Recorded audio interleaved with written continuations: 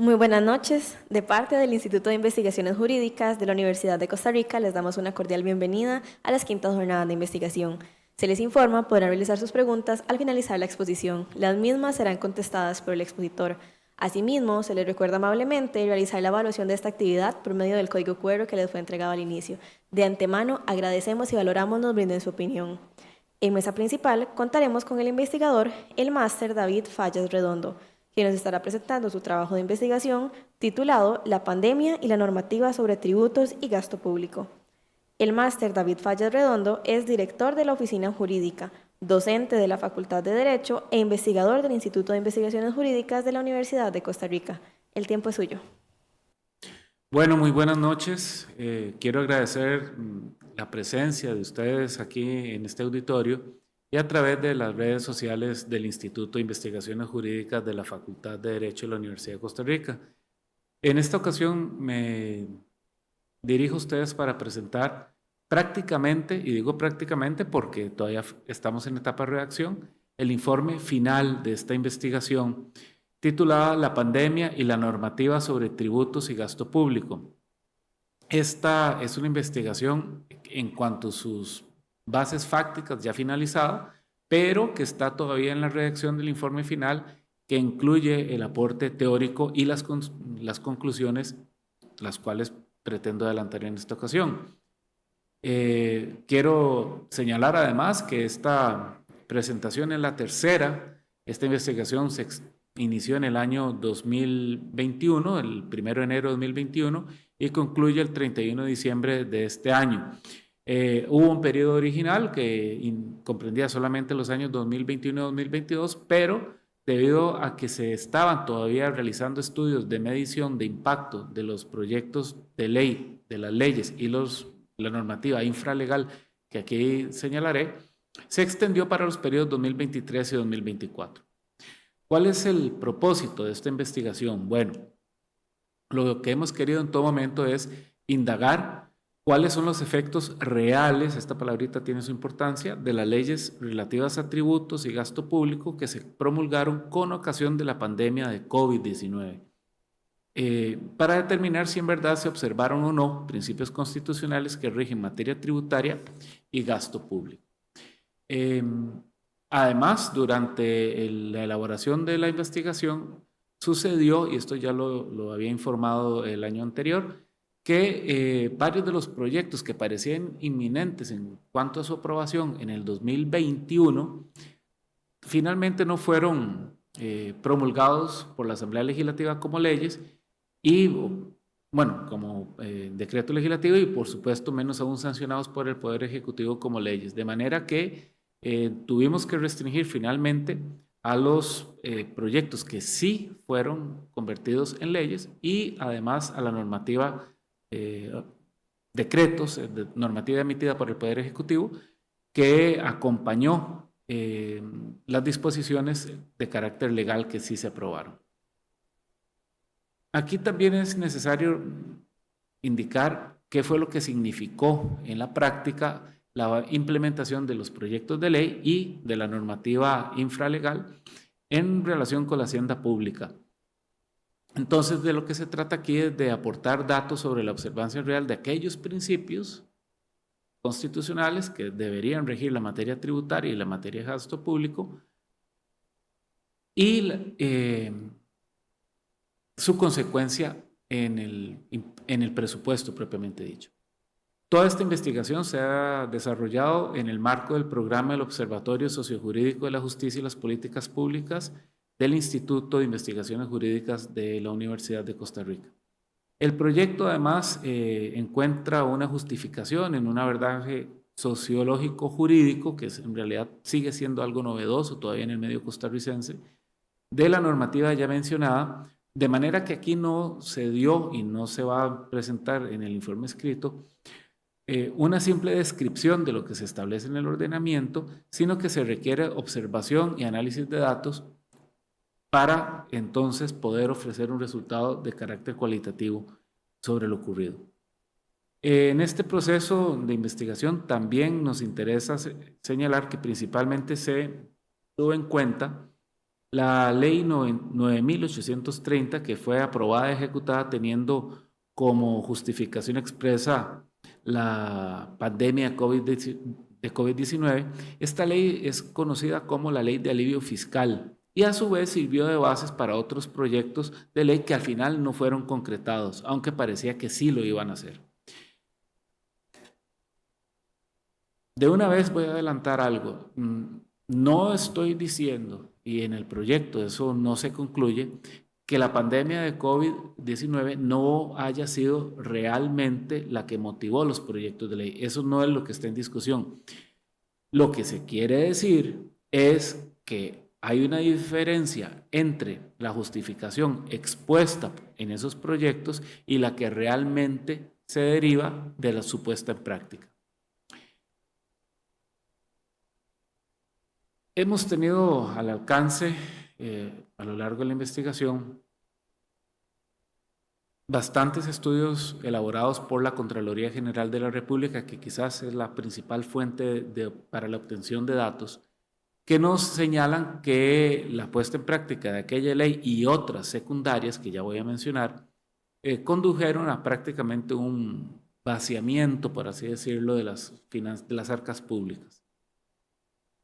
Entre estas segundas leyes cabe tener en cuenta la 9.843, titulada Fortalecimiento del Depósito Libre Comercial de Golfito, y la 9.848, para apoyar al contribuyente local y reforzar la gestión financiera de las municipalidades, esto siempre en el marco de la pandemia COVID-19.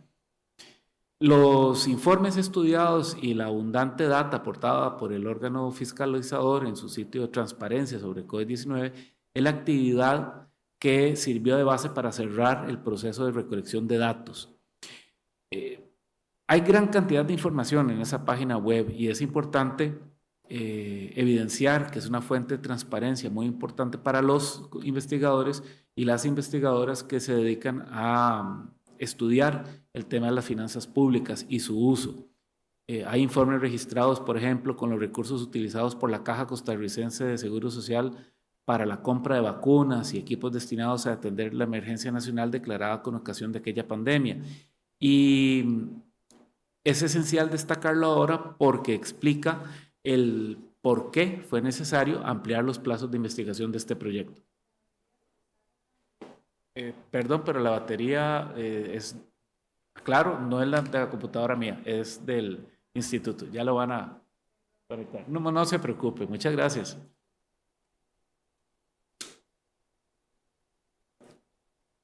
Finalmente, dentro de las fuentes tomadas en cuenta en esta investigación, cabe señalar que aparte de las leyes se tomó en consideración principalmente el bono proteger.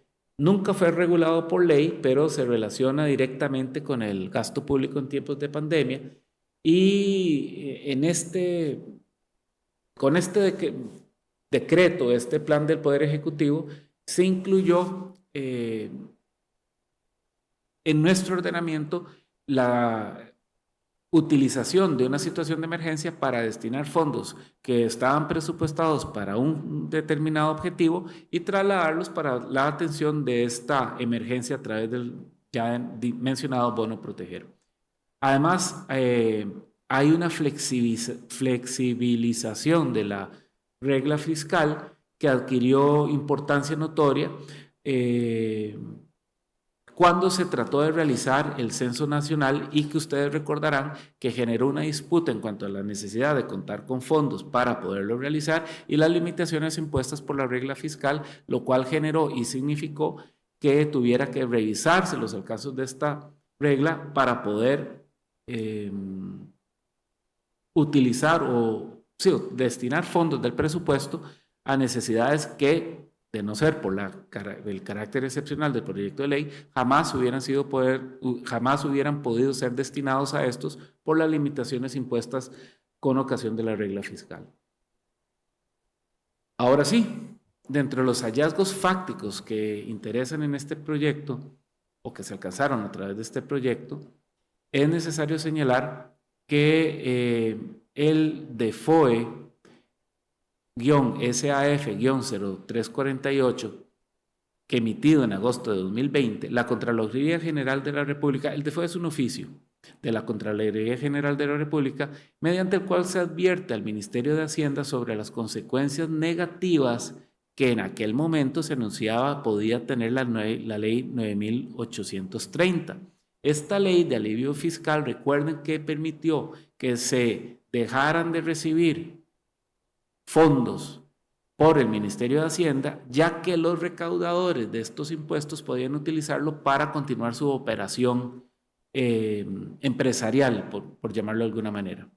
Señaló en aquel momento la Contraloría General que gracias a una auditoría especial de control tributario, que aquellos recursos económicos que se estaban teniendo en el 2020, comparados con los del mismo periodo en el año 2019, presentaban una disminución de más de 392 mil millones de colones.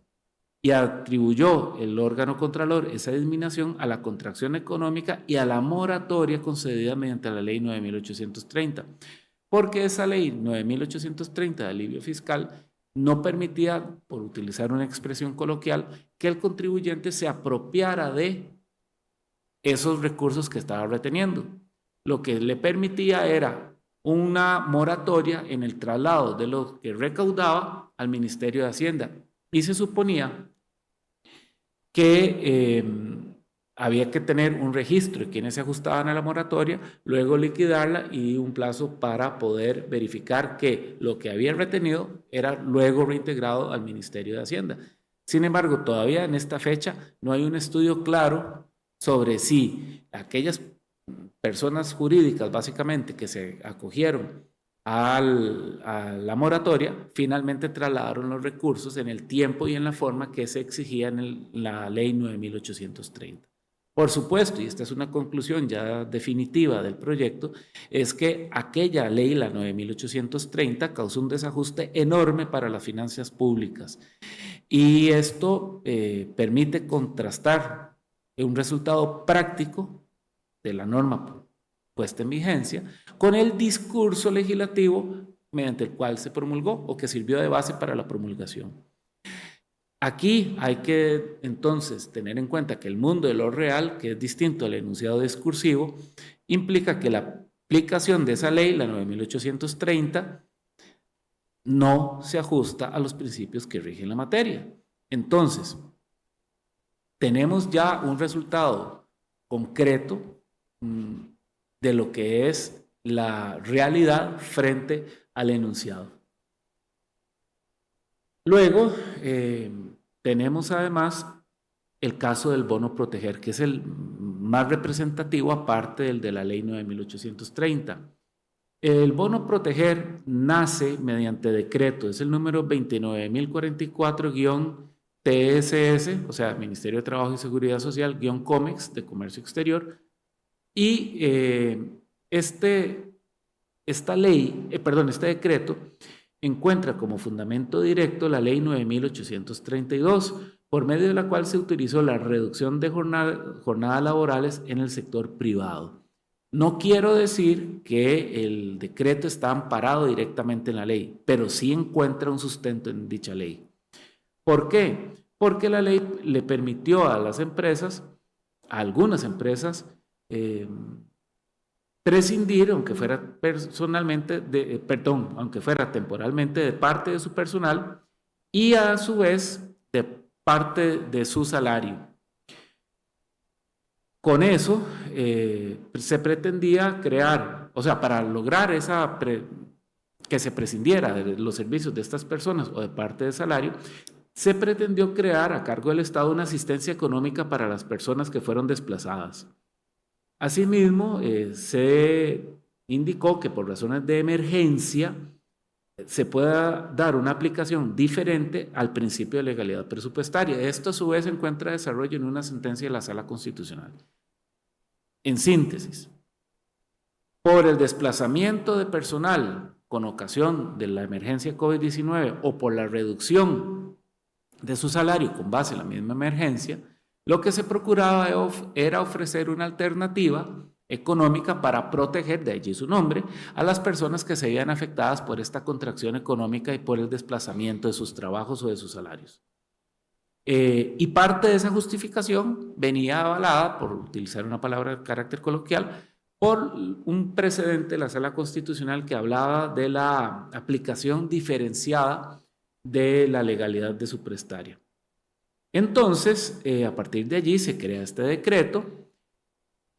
Y aquí tengo que hacer una pausa, porque el año anterior, cuando estaba presentando los avances parciales, una de las personas del público, a quien aprecio muchísimo y ha sido legislador, me hizo la observación que el bono proteger es importante por la cantidad de personas que efectivamente protegió. Y sí, ciertamente llegó, y esto es un dato que ahorita puedo dar como confirmado, llegó a gran cantidad de personas que realmente lo necesitaban. Punto número 1. Punto número 2. No solo a personas que lo necesitaban, no solo a gran cantidad de personas, sino personas que realmente fueron protegidas por el bono. Con esto quiero decir que criticar el discurso con el cual se elaboró el bono no significa negar la importancia práctica del mismo. O sea, no estoy diciendo en ningún sentido que el bono no fuera una medida importante, razonable y adecuada a las circunstancias del momento. Lo que estoy diciendo es que el discurso mediante el cual se creó es cuestionable, número 1. Y número 2, que la puesta en práctica del bono, si bien hay gran cantidad de personas favorecidas realmente con el mismo y sin el cual no hubieran sobrevivido posiblemente ese tiempo, también hay otras que fueron, por decirlo de alguna manera, privilegiadas, en el tanto abusaron y obtuvieron un beneficio que no se ha podido recuperar. Y es una suma también importante de dinero. No es tanta como la que sí llegó a manos adecuadas en un procedimiento adecuado, pero sí es una cantidad de dinero importante en relación con el total de dinero predispuesto para ello. La ley de alivio fiscal, y esto es importante mencionarlo, o sea, la ley 9.830, y esta es una de las cuestiones que están planteándose en el informe final, significó un uso discursivo del derecho o de la ley loable. O sea, lo que se quería alcanzar, lo que se enuncia como objetivo es completamente loable, pero la práctica niega ese carácter beneficioso que se había anunciado como tal. Pero además, el discurso de aquella ley sirvió de base para un proyecto de ley que nunca se aprobó, por dicha, que pretendía reducir la jornada laboral a los empleados públicos. O sea, el discurso con base en el cual se promovió el proyecto de ley 22.081 tiene como base el vaciamiento de las finanzas públicas derivado de la ley 9.830. Entonces, parece contradictorio, ¿no?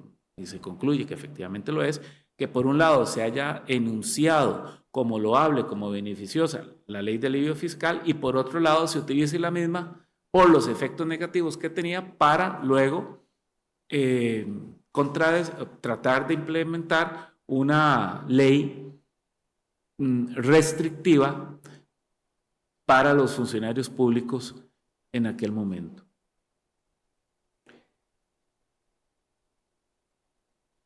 En este momento, como mencionaba hace un ratito, estamos en la fase final de redacción de este informe y de las conclusiones. En relación con las conclusiones, sí quiero adelantar que se hace un abordaje de lo que es el lenguaje político, que básicamente es persuasivo. Con el mismo se trata de vender una situación que genere adepción, que genere adeptos, que genere simpatía, que genere que las personas apoyen la iniciativa. Y por otro lado, el lenguaje jurídico, que en este caso particular está lleno de conceptos indeterminados que en principio, si uno no logra determinar qué es lo que se quiere decir realmente con los mismos, parece estar cercano al lenguaje político. Entonces, cuando hablamos de un bono proteger, por ejemplo, estamos apelando a la sensación obvio de protección, pero hay que ver qué es lo que cuesta, qué es lo que estamos pagando por esa protección. ¿Ok? Y en la ley de alivio fiscal, cualquiera diría, bueno, alivio fiscal, yo, contribuyente, me voy a ver beneficiado porque me voy a aliviar en la carga fiscal. Bueno, pero habría que entender entonces quién es el contribuyente que se alivia. Si yo, consumidor, que voy al supermercado, o la empresa como tal, el supermercado, que durante cierto tiempo pues, se le autorizó tomar ese ingreso, utilizarlo y retornarlo en un momento posterior.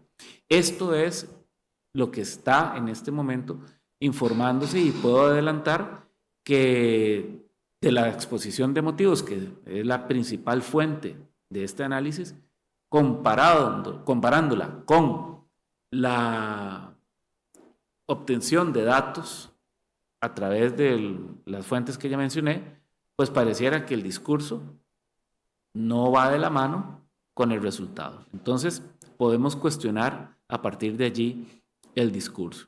Luego, en los decretos tenemos que tener claro que la elaboración de un motivo que le dé sustento, pues también recurre a una fase discursiva. Recordemos que en estos actos en Costa Rica los decretos y los reglamentos, que también son de alcance general, siguen siendo actos administrativos, entonces deben contener los elementos esenciales de estos: motivo, contenido, fin, en algunos casos motivación, y por supuesto los presupuestos subjetivos de capacidad del órgano que lo emite. Y aquí tendríamos que preguntarnos, bueno, ¿por qué se emite el acto? El motivo, el contenido, que es lo que estamos resolviendo, y el fin, ¿para qué? ¿Qué es lo que espero alcanzar con este acto? En cuanto al motivo, ese por qué debe tener como sustento una base práctica, base fáctica, real. Y en este caso del bono proteger, la hay.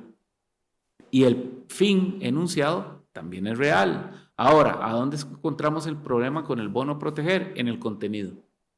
¿Por qué? Porque a través del mismo es que se permitió, por errores de regulación, que hubiera personas que se aprovecharan de las puertas que se abrían en el lenguaje que se utilizó al redactar para lograr un fin no previsto por el decreto.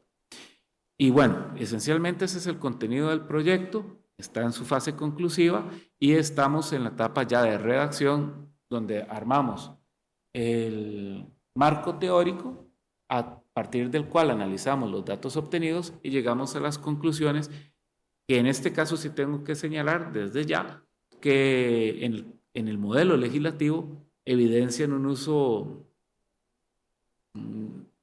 casi perverso del lenguaje, porque ofrece un encantamiento seductor sobre un panorama, ofreciendo un panorama que la realidad niega.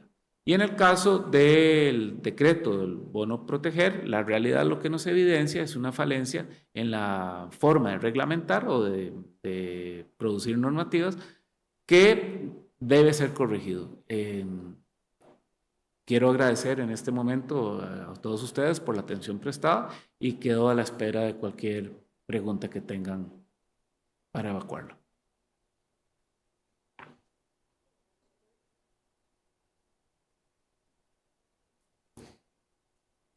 Bien, agradecemos al máster David Fallas por compartir con nosotros sus conocimientos, y ahora abriremos la sección de preguntas por parte del público. Si alguien tiene una pregunta, puede levantar la mano y le haremos llegar al micrófono. Gracias, buenas noches. Muchas gracias por la exposición. Yo tenía una consulta sobre el rol de la Sala Constitucional frente a estos proyectos. Si hubieron consultas de constitucionalidad y si las hubieron, ¿cómo resolvió la Sala? Bueno, en realidad el estudio del expediente legislativo solo abarcó la exposición de motivos y la discusión que hubo en la Asamblea Legislativa durante aquel momento. No me consta que haya habido consulta constitucional a la sala, pero sí le puedo decir, Mariana, que la jurisprudencia constitucional en otros temas, con relación con otras leyes, sí fue utilizada como base para justificar estos proyectos. Eso sí se lo puedo decir. Y aquí su pregunta me abre oportunidad para mencionar algo, y es el contexto en el cual se promulgan las normas. Mire, dudo mucho, y me comprometo a revisar los expedientes legislativos, dudo mucho que hubiera habido en aquel momento consultas de constitucionalidad.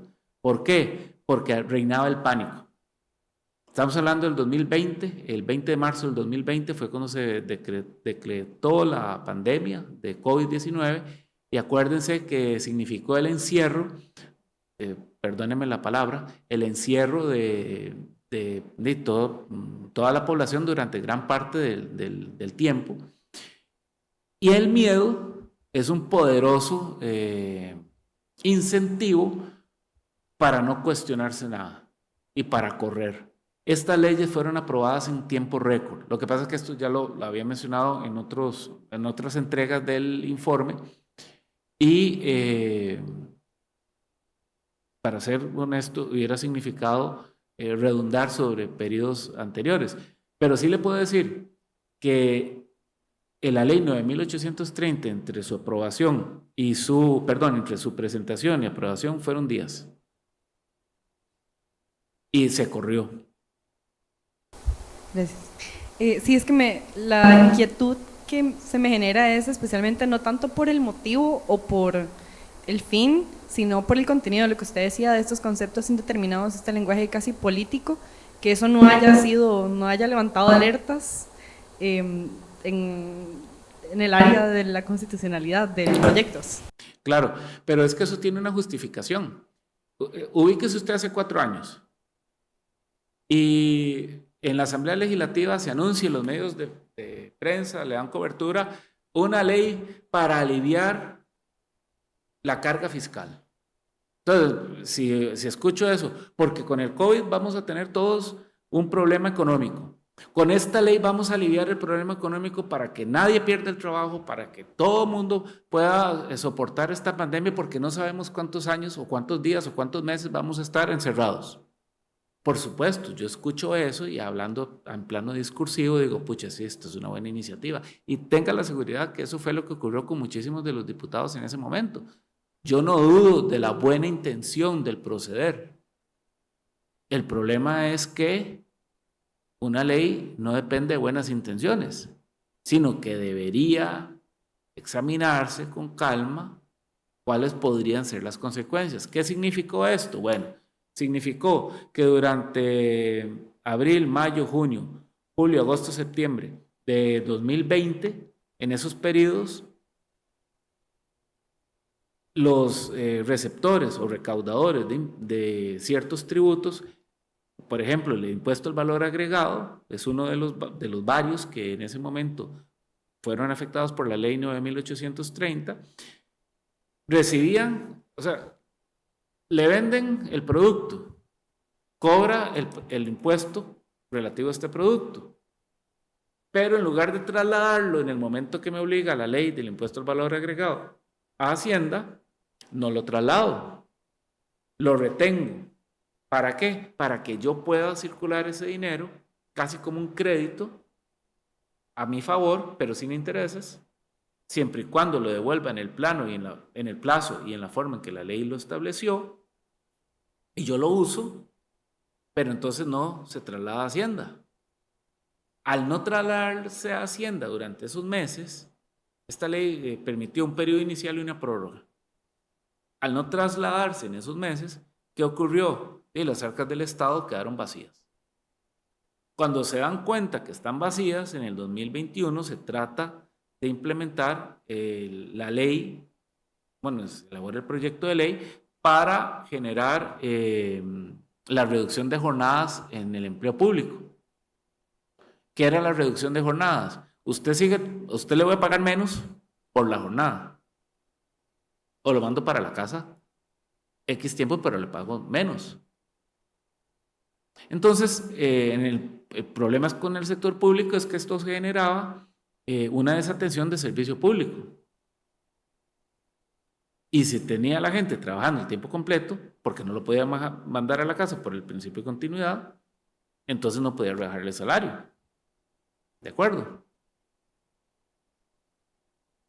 pero se justificaba en el proyecto de ley bajarles el salario a los empleados públicos porque había un vacío derivado de la ley 9830 por la implementación. Y así lo dice el proyecto de ley de reducción de jornadas en el empleo público. Prácticamente están vacías, dice. Por la crisis de COVID, claro, son dos factores. O sea, la crisis de COVID efectivamente generó una reducción del comercio y de las transacciones económicas.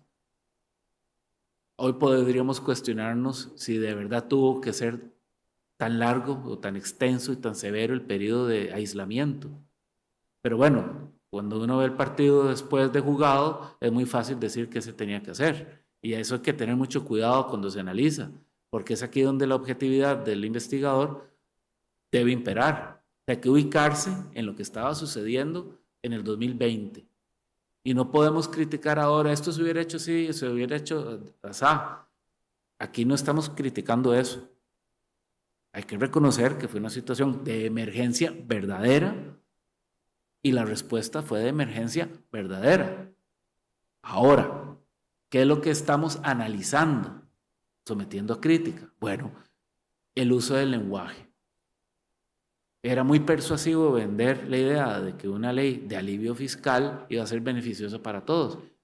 En la práctica, esa ley, y podemos anunciarlo así, significó un menoscabo de los principios constitucionales que rigen la materia de tributos y, por supuesto, de gasto público. O sea, se corrió tanto, se quiso hacer tanto en tan poco tiempo, que al final no se tomó la pausa, aún en situaciones de emergencia, que es razonable para legislar y, por supuesto, para emitir normativa de carácter infralegal. Eso fue lo que pasó. Entonces, por eso es que dudo que alguien hubiera acudido a la Sala Constitucional, porque yo no me imagino a alguien exponiéndose, y menos en el mundo político, a ser quien le atraviese el bus a algo que nos beneficia a todos, y es que recordemos el miedo del 2020. O sea, quien no sentía miedo por lo que venía, y más con las noticias del montón de muertos en otras partes del mundo. Y aún así, todavía eso es un estudio pendiente, a ver cuántos muertos catalogados por COVID realmente obedecen directamente al COVID. Y para eso habría que hacer un estudio estadístico. No quiero decir que no tuvieran COVID. Lo que estoy preguntándome es si es el COVID la causa directa de muerte, que es otra cosa. Por eso hay que precisar las preguntas en los procesos de investigación. Pero bueno, eso es lo que quería responder. Muchas gracias.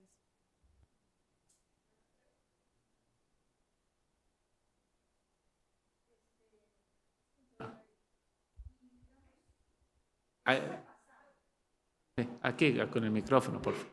¿Cuáles son las consecuencias actuales de esa toma de decisión?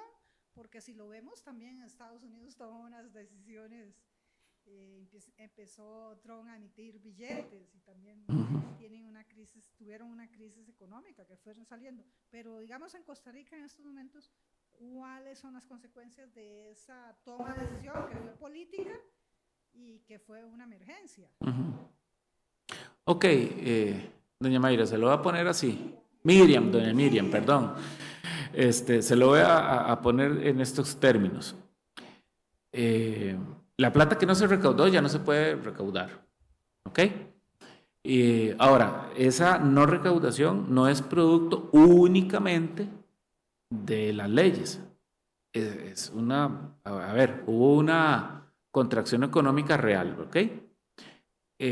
Entonces, en una situación de emergencia, por ejemplo, si el conflicto entre Rusia y Ucrania desafortunadamente se incrementara en intensidad, ya el tema de los abastos de petróleo, el paso de grano de Rusia o de Ucrania a otros lugares, tendría una significación mundial importante, de manera que muy probablemente veríamos una contracción del comercio mundial que significaría para nosotros una consecuencia práctica terrible. Con esto lo que le digo es que cualquier emergencia va a afectar el ingreso de los estados, ¿ok? ¿Cuáles son las consecuencias hoy? Bueno, en la situación actual económica que no se ha recuperado a los niveles previos a la pandemia, pues significa, y lo vemos en las noticias, que el ingreso tributario es bajo. ¿En qué incide esto? Bueno, significa que hay menos plata para asignar a los distintos programas del presupuesto nacional o los programas del presupuesto institucional de algunas autónomas, ¿verdad? Eso es lo que significa. Pero, consecuencia ahora sí, directa ya de la implementación de esto, es las cifras por cobrar. Ahí es donde está el tema. ¿Qué son estas cifras por cobrar? Bueno, ¿cuántas personas se acogieron a la ley de alivio fiscal y no cumplieron con el programa de reintegro al presupuesto, a Hacienda? ¿Cuántas son? ¿Cuánto es? ¿Y cómo recuperarlo? Ese es un tema pendiente aún. Y el otro es que aún hay personas a las que hay que perseguir por haberse beneficiado indebidamente del bono proteger. Lo que pasa es que la ley de alivio fiscal, al 9.830, tenía una vigencia temporal. Entonces ya hoy no nos afecta. Y eso es importante dejarlo claro. ¿Ok? Con mucho gusto, Miriam.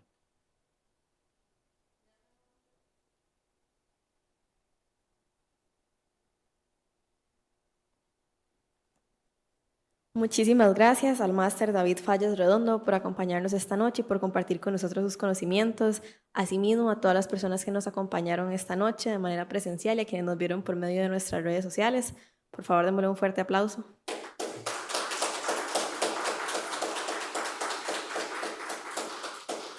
Y de manera amable les recordamos que el día lunes de la siguiente semana continuaremos con las jornadas de investigación y estarán presentando el doctor Eric Gatgens Gómez, el licenciado especializado Héctor Sánchez Ureña, el máster Rubén Chacón Castro y el máster Alejandro Guevara Arroyo. Les recordamos también de manera muy amable realizar la evaluación de esta actividad por medio del código QR que les fue entregado al inicio y les deseamos una muy buena noche.